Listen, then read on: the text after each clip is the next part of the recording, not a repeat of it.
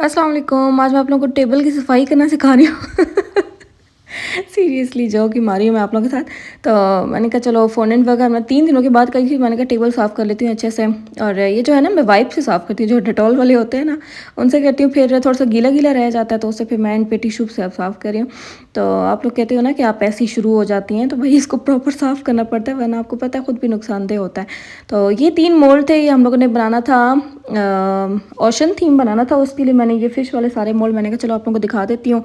तो आप लोग इन्हीं मोल्ड्स की वजह से रिक्वेस्ट करते थे कि अपना फ़ोनेंट वर्क शेयर किया करें, तो मैंने कहा चलो मोल्ड्स दिखा देती हूँ आप लोगों को। और ओशन में जो हम लोगों ने फ़िशेज़ बनानी थी ना, वो 4 तरह के कलर्स मैंने उसके चूज़ किए थे, पर्पल, ग्रीन, ऑरेंज और ब्लू। तो मेन जो केक का बेस कलर था ना, वो भी ब्लू ही था। मैं इंशाल्लाह कल शेयर करूँगी आप लोगों के साथ।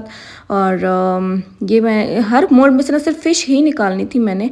तो मैंने कहा जितने ज़्यादा से ज़्यादा मोल्ड होंगे उतनी ज़्यादा फ़िशेज़ एट अ टाइम निकलेंगी, तो टाइम भी ज़ाया होने से बच जाएगा। तो बस ये था कि मैं फ़िशेज़ निकालना शुरू हो गई थी। तो इसके जो तरीका है ना, वो बस आप लोग मेरे हाथों की मूवमेंट को देखना, मैं कैसे कर रही हूँ उसको फिक्स। थोड़ी सी फ़ोनेंट लेती हूँ, बहुत ज़्यादा फ़ोनेंट नहीं लेती। और फिर जो एक्स्ट्रा पार्ट होता है वो मैं निकाल लेती हूँ। इनमें से जो मोल्ड्स हैं ना, वो मैक्सिमम मैंने लिए हैं उधर से बेक हाउस से। सिर्फ ये वाला जो है ये मैंने शायद बेक एट ईज़ से लिया था।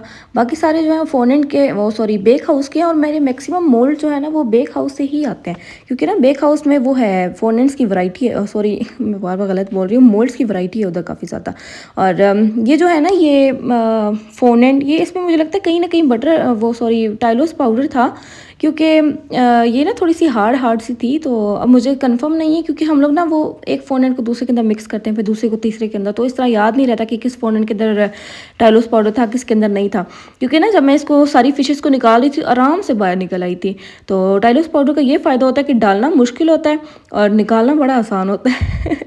तो बस वही मैं आप लोगों को बताना चाह रही थी कि जब एक बार फ़ोनेंट में टाइलोस पाउडर डल जाए तो वो काफ़ी हार्ड हो जाता है, तब मोल्ड के अंदर डालना बहुत ज़्यादा मुश्किल हो जाता है। लेकिन स्टिल जो था ना, इसमें इतना ज़्यादा नहीं था कि मेरे लिए प्रॉब्लम हो या मुझे मुश्किल सा लगे। डल गया था, लेकिन ना जब मैंने देखे ना आपको, मैं मोल्ड्स में डाल के रखती जा रही हूँ, मैं फ़ौरन से नहीं निकाला।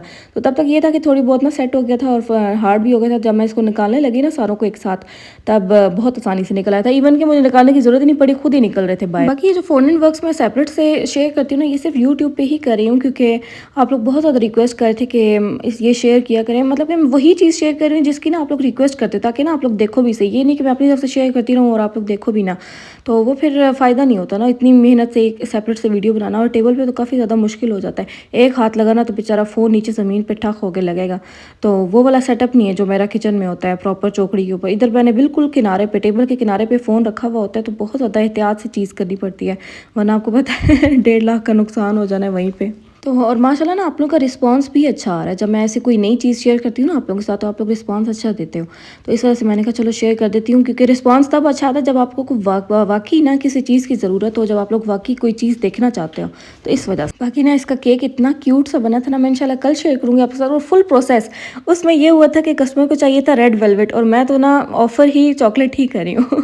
तो इतनी प्रॉब्लम हुई थी, वो मुझे हँसी भी आ रही थी। मैंने ना रेड वेलवेट स्पंज बनाना था, बीच में सारा कुछ किया, लेकिन मैंने ना बीच में कोको पाउडर डाला, उसकी वजह से वो रेड वेलवेट नहीं, वो ब्राउन वेलवेट बन गया था। पूरा केक ब्राउन हो गया था, बस बीच में थोड़ा सा पार्ट जो था वो रेड दिख रहा था, बाकी सारा ब्राउन हो गया था। पता नहीं शायद कोको पाउडर डालने की वजह से ये हालात होते हैं, तो मुझे तो नहीं समझ आई, क्योंकि मेरा तो फर्स्ट टाइम ही था। लोग डालते हैं बीच में थोड़ा सा मेरूनिश कलर देने के लिए, लेकिन मैंने डाला तो वो सारा ब्राउन हो गया।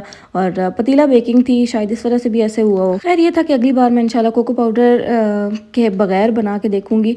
और मैंने ये बनाया भी बटर क्रीम में था केक, क्योंकि फ़्रेश क्रीम में तो बिल्कुल भी स्टेबल नहीं है। और मैंने आप लोगों से बोला भी था कि मैंने अगर डिफरेंट फ्लेवर्स ऑफ़र भी करने हुए ना, तो वो मैं बटर क्रीम में शेयर बनाऊंगी, और सिर्फ सर्दियों में बनाऊंगी। गर्मियों में फिर से हम लोग चॉकलेट पे ही स्विच कर जाएंगे। बाकी ना मैंने इन मोल्ड में से 2 बार मैंने निकाली थी ये फ़िशेज़ वगैरह, और ये 2 स्टार फिश थी, मुझे प्यारी लगी, मैंने कहा ये भी निकाल लेती हूँ। ये जो सी हॉर्स है ना, ये मैंने नहीं निकाला, मैंने कहा ये फिर थोड़ा सा अलग हो जाएगा थोड़ा सी थीम से।